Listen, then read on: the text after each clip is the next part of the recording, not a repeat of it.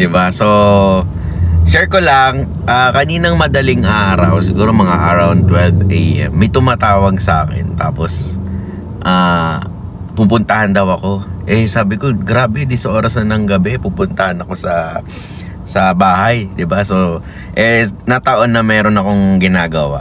So, sabi ko, hindi ako pwede, diba? Yung pala, meron akong member na bumili ng sasakyan. Bigla. Tapos excited sila na ipakita yung bago niyang kotse. So, sabi ko, sige bukas, tignan natin, 'di ba? So, ipa-welcome natin sa team, 'di ba? Dito sa Legacy Society. So, mamaya may another teacher na naman na naglabas ng kotse o bumili ng sasakyan, 'di ba? So, may makaka-graduate na naman sa Commuters Club.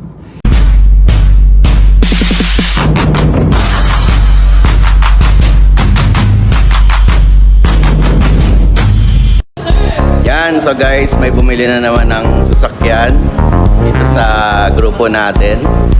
Mamaya na natin ipakita kung sino. Hindi, ipakita na pala natin. Yan, si sir. Teacher from Marikina. Teacher from Marikina. Nagulat na lang kami, biglang bumili na sasakyan.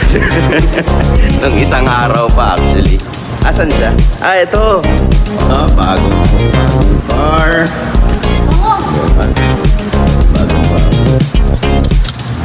Bago. Sir Nomer, mag-video. Bagong car. Parang expander yung harap niyan eh. No, so ito yung bagong sasakyan niya, sir. Tatabi pa sa Mustang.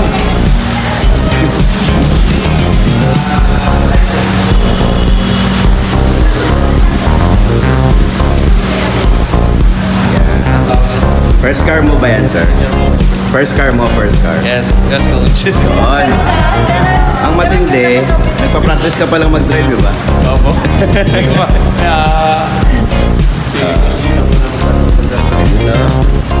Ganda oh, nakapaano ka pa sa dalawang sports car oh.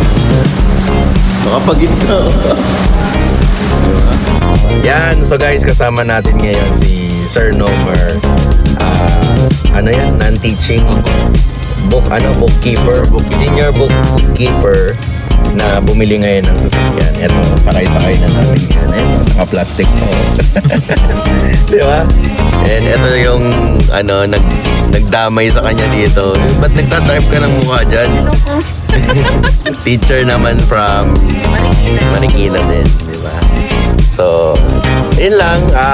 Nakatuwa lang kasi nagulat kami. Bigla na lang bumili ng sasakyan sila. Di ba?